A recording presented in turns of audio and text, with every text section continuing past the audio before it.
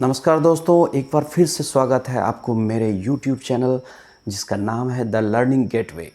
यदि आप इस चैनल के माध्यम से बहुत अच्छी जानकारी चाहते हैं तो कृपया मेरे एक बार फिर से रिक्वेस्ट है कि आप मेरे इस चैनल को सब्सक्राइब ज़रूर करेंगे, शेयर करेंगे और लाइक का बटन दबाएंगे। तो दोस्तों, आज का वीडियो मेरा एक ख़ास वीडियो है। जब मैं कामाख्या मंदिर गया था तो कामाख्या मंदिर जाने के दौरान उससे पहले मैंने काफ़ी सारे YouTube पर वीडियो को देखा था, लेकिन उन सारे YouTube वीडियो में मुझे बहुत सारी बातें बेकार सी लगी कि मुझे कि ये पर्यटकों को जानना ज़्यादा ज़रूरी नहीं है। जो चीज़ ज़्यादा जानना ज़रूरी है, जिस चीज़ के लिए पर्यटक वहाँ ठोकर खाते हैं या जिस चीज़ के लिए पर्यटक वहाँ महसूस करते हैं कि काश ये मुझे जानकारी पहले मिल गई होती तो बहुत अच्छा होता, तो उन सारी जानकारियों के साथ मैं आपके सामने आया हूँ। और आज का वीडियो मेरा फोकस है कामाख्या मंदिर के पर्यटन पर। तो सबसे पहले दोस्तों, मैं आपको बताना चाहता हूँ कि कामाख्या मंदिर किस चीज़ के लिए प्रसिद्ध है, कामाख्या मंदिर हमें क्यों जाना चाहिए। तो कामाख्या मंदिर एक तंत्र साधना के लिए स्पेशली मंदिर है, भारत में शक्तिपीठ है। लेकिन तंत्र साधना से का मतलब ये नहीं कि वर्ग विशेष लोग ही वहाँ जाकर कुछ उसका पूजा पाठ करेंगे, उसके वहाँ पर बहुत सारे साधना करेंगे, ऐसी कोई बात नहीं है। एक सामान्य व्यक्ति अपने अंदर यदि पॉजिटिविटी को बढ़ाना चाहता है, अपने अंदर सकारात्मक ऊर्जा को बढ़ाना चाहता है, तो यह मंदिर काफ़ी शक्तिशाली है इस मामले में कि वहाँ पॉजिटिव एनर्जी आपको महसूस होगी निश्चित रूप से। तो निश्चित रूप से आप कामाख्या मंदिर जाएं, लेकिन कामाख्या मंदिर जाने से पहले बहुत सारी बातों को आपको ध्यान रखना पड़ेगा। चलिए दोस्तों, उससे पहले मैं आपको छोटी सी जानकारी दे देता हूं कि कामाख्या मंदिर 8वीं और 9वीं शताब्दी में मलेच्छ वंश के द्वारा के राजाओं के द्वारा यह स्थापित किया गया था। लेकिन इसके पहले एक पौराणिक कथा है जिसमें कि कहा गया कि जब सती हो गई थी, पार्वती माता पार्वती अपना देह त्याग की थी और वह मृत्यु को प्राप्त हुई थी, तो उस समय शिव जी उसको लेकर, उसके पार्थिव शरीर को लेकर काफ़ी आक्रोशित हुए थे और पूरे दुनिया भर में वो घूमे थे। तो इस दौरान भगवान विष्णु ने अपने चक्र से उनके शरीर को काफ़ी जगह से विच्छेदित किया, काटा और काट कर उसको, ताकि वो धरती पर गिरे और शिव का आक्रोश खत्म हो जाए और शिव के हाथ से वो जो है पार्थिव शरीर हट जाए। इसके लिए भगवान विष्णु ने प्रयास किया, जिसमें से अपने चक्र के द्वारा उनके प्रत्येक अंगों को काटा था, जिसमें से कि माता पार्वती का जो है योनि भाग यानी गर्भ भाग वह असम के नीलांचल पर्वत पर जाकर गिर गया था, और जिस कारण से वहाँ पर आज भी शक्तिपीठ को मलेच्छ वंश के राजाओं ने शक्तिपीठ स्थापित किया। और इसके बाद जो है वहाँ से पूजा पाठ शुरू हुआ और तंत्र साधना की भी शुरुआत वहीं से हुई। इस मंदिर की सबसे प्रसिद्ध, जो पूरे भारतवर्ष में जिस चीज़ के लिए प्रसिद्ध है कि यहाँ प्रत्येक माह में, जैसे कि स्त्रियाँ रजस्वला होती है, तो वह 3 दिन के लिए जो है यह कपाट बंद रहता है। और इस कपाट में मंदिर के गर्भगृह में जो श्वेत वस्त्र रखे जाते हैं, कहा जाता है कि यह वस्त्र नेक्स्ट जब 3 दिन के बाद कपाट को खोला जाता है तो वह पूरा वस्त्र जो है लाल कपड़े से, लाल खून के जैसे पदार्थ से लाल हो जाता है। और आपको जानकर आश्चर्य होगा कि ये लाल कपड़ा जो है यह बहुत ही साधना और क्या कहते हैं कि उसको तंत्र साधना में बहुत ज़्यादा प्रयोग होता है इस कपड़े का। और यह कपड़ा 2-2 लाख रुपए में बिकता है। एक छोटा 8 बाय 8 इंच का छोटा टुकड़ा भी 20,000 में मिलता है। तो दोस्तों, ये बहुत ही अद्भुत बातें हैं जो माता कामाख्या मंदिर में इस तरह की बात है। दोस्तों, यहाँ पर प्रत्येक वर्ष 22 से लेकर 24 जून तक यहाँ पर 26 जून तक एक मेला लगता है जिसको अम्बुवाची मेला कहते हैं। इस मेला में दोस्तों एक सिंदूर मिलता है, खास प्रकार का सिंदूर होता है जो अम्बुवाची मेला के अंत में इसको बांटा जाता है। और कहा जाता है कि यह सिंदूर जो है बहुत ही काम का चीज़ होता है, और जो भी स्त्रियां इसे घर ले जाती है, जो पुरुष घर ले जाते हैं, तो इसमें बहुत सारे जैसे भवबाधा, प्रेत बाधा या बहुत सारी चीज़ों में इनका प्रयोग होता है। खैर, ये सब बहुत सारी बातें हैं, तथ्य हैं जो आपको जानना चाहिए।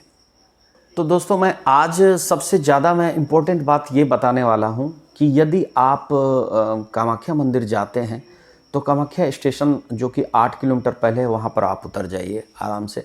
और यदि आप सुबह के टाइम में यदि कोई ट्रेन अगर आपको 5 बजे 6 बजे सुबह उतार देती है तो आपको लाइन में लगने में आसानी होगी। और यहाँ 4 बजे सुबह से ही लाइन लग जाती है, जो कि लगभग 1:30 बजे तक में आदमी को माता का दर्शन वहाँ गर्भगृह में जाने में दर्शन होता है। और आपको मैं बता दूँ कि यहाँ पर एक साइड से भी पास होता है जो कि वीआईपी पास होता है, वो 551 रुपये या 501 रुपये समथिंग कुछ लगता है। तो वो आप कटाकर आराम से वो पास लेकर जा सकते हैं। लेकिन आप लाइन में लगेंगे तो आपको 4 से 5-6 घंटा आपको लाइन में लगना पड़ जाएगा।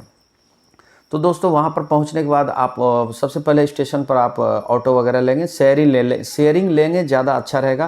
क्योंकि अगर आप सिर्फ आप कहेंगे कि मैं प्राइवेट में जाऊँगा तो आपको वहाँ पर कुछ ज़्यादा पैसा 500-600 रुपये आपसे आराम से ले लेंगे टैक्सी वाले।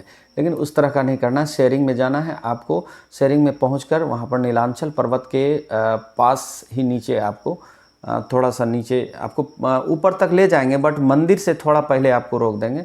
और वहाँ पर उतर जाने के बाद वहाँ पर बहुत सारे प्रसाद वगैरह का दुकान है और बहुत सारी चीज़ें वहाँ पर जो भगवान के देवता पर फूल फल इत्यादि चढ़ाने के लिए सब आपको मिल जाएंगे। वो सब चीज़ आप वहाँ से ख़रीदें। और यदि आप चाहते हैं कि स्नान नहीं किए हैं तो आप जाकर वहाँ पर स्नान वगैरह शौचकर्म इत्यादि करने के लिए आपको मंदिर के परिसर में ही, जहाँ फूल वूल का गाछ फूल वूल बेचते हैं लोग, तो वहाँ पर प्रसाद बेचने वाले के पास ही आप सामान रख सकते हैं। और वहीं पर उनके बगल में ही एक रूम आपको दे देंगे। वहाँ पर आप रूम में आप अपना शौच कर्म करके फिर जाके आप स्नान इत्यादि करके आप आराम से फिर मंदिर जा सकते हैं। मंदिर परिसर में जाकर आप अपना सारा पूजा पाठ कीजिए। उसके बाद फिर वहाँ पर ऐसा नहीं कि बाबा धाम या देवघर के तरह पूजा पंडों का काफ़ी ज़्यादा आतंक रहता है, ऐसी कोई बात नहीं है। पंडा वगैरह आपको सजेस्ट करेंगे कि आपको यदि पूजा करना है तो मैं उसमें मदद कर दूंगा।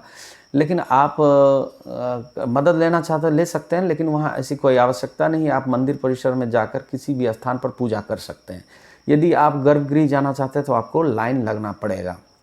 मंदिर परिसर में ही एक तालाब है, तालाब में भी बहुत सारे लोग स्नान करके वहाँ पर मंदिर में पूजा पाठ करने जाते हैं। तो प्रसाद इत्यादि चढ़ाते हैं, नारियल फोड़ते हैं। इसके बाद फिर प्रसाद को जो है सिंदूर वगैरह को रखा जाता है, फिर अपना घर आइए। तो इस प्रकार से जो है वहाँ पर जाने में 2-3 बातों का आप ध्यान रखें। एक तो आप जो है किसी बिचौलियों जो कि आपको कहेंगे मैं यहाँ रूम दिला दूंगा इतना में इतना, किसी से कोई संपर्क नहीं करना। सिर्फ जहाँ प्रसाद बेचने वाले लोग होते हैं उन दुकानदार से संपर्क करना पड़ता है। वे लोग अपना एक कमरा रखे हुए रहते हैं। भले ही ये कमरा थोड़े से महंगे हैं, लेकिन आपको 1 घंटा का 50 रुपया वो लेगा, ठीक है। तो आप 1 घंटे के अंदर आप सब कुछ कर सकते हैं। 50 रुपया पर हेड आपको देना पड़ेगा। तो 50 रुपया पर हेड में आप आराम से वहाँ से करके सब कुछ कर सकते हैं। तो यही मुख्य बातें हैं। फिर मंदिर से वापस आते समय आप जो है मंदिर के जस्ट गेट के बाद आपको टैक्सी वाले बहुत मिलेंगे। वहाँ टैक्सी नहीं लेना है। वहाँ टैक्सी लेकर आप 600-500 रुपये आपको एक्स्ट्रा चार्जेस ले लेंगे। वहाँ से आप डायरेक्ट बस स्टैंड आइए। बस स्टैंड थोड़ा सा बगल में है। वहाँ से ऑटो लेकर बस स्टैंड आइए। वहाँ से आप बोलिए कि मुझे पलटन बाज़ार जाना है, ठीक है। तो पलटन बाज़ार जो है वहाँ गुवाहाटी का बस स्टैंड कहलाता है। तो पलटन बाज़ार से ही आप कहीं जाइए, ज़्यादा बेस्ट है। और अदर जगह पे आप उतर जाएंगे तो फिर वहाँ आपको टैक्सी वाले मनमाना पैसा लेना शुरू कर देते हैं।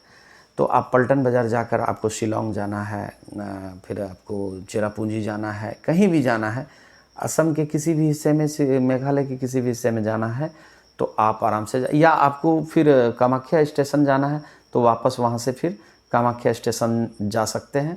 तब फिर पलटन बाज़ार जाने की ज़रूरत नहीं है। तो दोस्तों जहाँ तक मेरी जानकारी हुई कामाख्या मंदिर के बारे में मैंने आपको अच्छी जानकारी दी। यदि कोई जानकारी छूट गई और किसी चीज़ के बारे में यदि आप जानना चाहते हैं जो मैंने नहीं बताया है तो आप कृपया कमेंट बॉक्स में आप कमेंट करके आप मुझसे पूछ सकते हैं। जहाँ तक हो सकता है मैं उसका जवाब दूंगा। और आपके समस्या का समाधान करूँगा।